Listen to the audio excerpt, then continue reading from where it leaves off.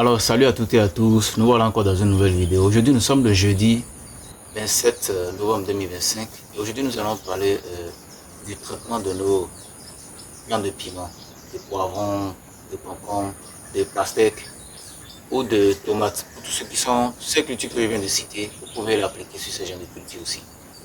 Alors, récemment dans la vidéo précédente, vous avez remarqué que je présentais mes piments où il y avait la présence des mouches blanches. Et je disais que nous allons passer au traitement rapidement. Malheureusement, je n'ai plus le temps de faire le traitement le jour-là. Mais aujourd'hui, j'ai décidé de faire le traitement. Ça fait 3 jours déjà. Nous allons faire le traitement. Nous allons utiliser le lambda pour faire le traitement. J'ai parlé du lambda ou du pacha. Ce sont les produits efficaces pour pouvoir lutter contre ces trucs-là. Je disais le jour-là que le pacha est 2 fois plus puissant que le lambda. Bon, comme j'ai déjà ouvert le produit lambda, je vais continuer le traitement avec le lambda pour ne pas faire le mélange de produits. Alors, mais avant de... C'est le produit qui va être traité en réalité les mouches blanches. Maintenant, vous devez forcément faire un adjuvant. Alors, un adjuvant, c'est une solution que vous complétez au produit lambda pour pouvoir traiter les produits. Alors, le rôle de l'adjuvant, c'est quoi? Le rôle de l'adjuvant n'est pas là pour traiter, pour chasser les mouches blanches. Non. L'adjuvant est juste là pour permettre aux produits que vous allez pulvériser sur la plante de rester collés à la plante. Pourquoi? Lorsque vous n'ajoutez pas d'adjuvant à vos produits, vous n'avez pas un résultat. Bon, le résultat est très lent. Alors, qu'est-ce que ça veut dire? L'adjuvant va permettre aux produits de se coller à la plante. Mais si vous n'ajoutez pas d'adjuvant, vous allez remarquer dès que vous pulvérisez, le produit va couler, glisser de la feuille et tomber. Donc, l'odeur va rester peut-être 1 à 2 heures de temps, 3 heures de temps au plus. Et lorsque le soleil, au bout de 2 jours, vous allez remarquer que bon, les mouches vont revenir. C'est vrai, ça va les chasser, mais ça va les faire revenir. Mais lorsque vous ajoutez un adjuvant, l'adjuvant permet au produit de se coller à la plante qui peut durer 2 à 3, 4 jours. Et ça repousse complètement les mouches blanches. Alors, je ne dirais pas que ça va les repousser complètement jusqu'au point où vous n'en aurez pas du tout dans votre champ. C'est pourquoi vous êtes obligé de faire le traitement chaque 10 jours.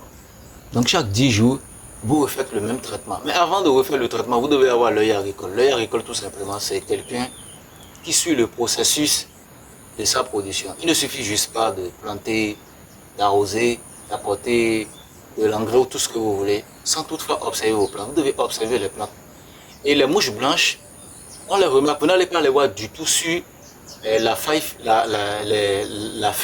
qui est en dessous, pardon. Mais les mouches blanches restent en dessous des feuilles. Voilà, donc dans la vidéo présente, vous allez voir que tout est déjà expliqué. Je vous ai montré comment les mouches blanches se présentent. Alors dans cette vidéo, je vais vous montrer comment préparer son adjuvant. Alors, l'adjuvant, il y a des solutions. Il y a un produit adjuvant que ceux qui vendent les produits phytosanitaires vendent. Mais ça coûte très cher parce que si vous devez déjà acheter ce produit et acheter de l'adjuvant que vous devez faire, je suppose que vous êtes déjà à l'hectare. J'imagine le nombre de produits phytosanitaires que vous allez mettre. Là, nous sommes sur quelques planches en phase d'expérimentation avant de passer à une grande production à l'hectare. Donc, si vous devez mettre tout votre argent dans les produits phytosanitaires, ça ne va pas vous arranger. Le mieux, c'est d'acheter déjà ces produits-là et de chercher à trouver des solutions jusqu'à ce que vous tombez sur la meilleure. Moi, j'ai trouvé une solution que je vais partager avec vous, que je vais expérimenter. C'est parce que je l'ai expérimenté, ça a marché. Je vais partager avec vous et puis vous allez voir. Donc, l'adjuvant, nous allons utiliser de l'aloe vera. L'aloe vera, c'est de l'aloès tout simplement. Lui, son rôle, vous voyez, c'est un truc qui est gluant et quand on passe sur le corps, ça se colle au fait. Ça se colle. Donc, ça va permettre au produit de se coller à la plante. Nous allons utiliser de l'huile d'arachide, de l'huile végétale à faible dose. L'huile aussi, lorsque vous versez de l'huile sur quelque chose, ça se colle sur l'huile. Donc ça va permettre aussi à l'aloe vera de faire un très bon travail. Et nous allons utiliser du savon liquide. Alors, en réalité, ce n'est pas le savon liquide qui est conseillé.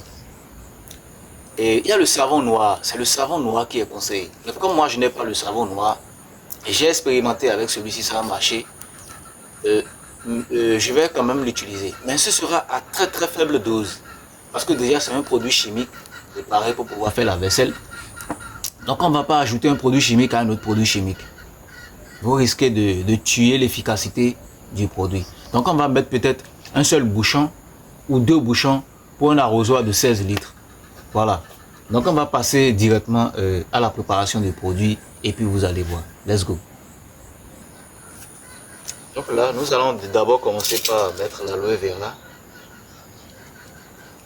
Je vous conseille de laver le récipient dans lequel vous allez mettre pour éviter de boucher votre truc d'arrosoir. Bon, moi, j'ai planté de l'aloe vera, donc j'en ai en quantité. Voilà, donc j'en ai en quantité et vous coupez.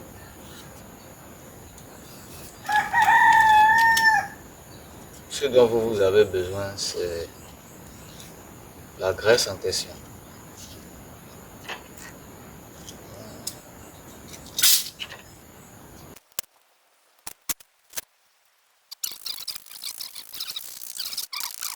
Bon, là, nous allons passer à pulvériser les plantes. Mais je précise que de toujours pulvériser sous les feuilles. Alors là, nous avons fini de pulvériser le plant de piment. Et regardez tout simplement, les mouches ont détalé. Vous allez voir, il y a encore un petit truc là. Mais ils étaient plusieurs, vous voyez. Ils ont tous fui. Oui. Franchement, c'est très efficace. Il y en a encore quelques-uns. Hein. Voilà, donc c'est pas comme si les produits sont efficaces à 100%, mais ça va quand même vous réduire les risques de destruction de votre production.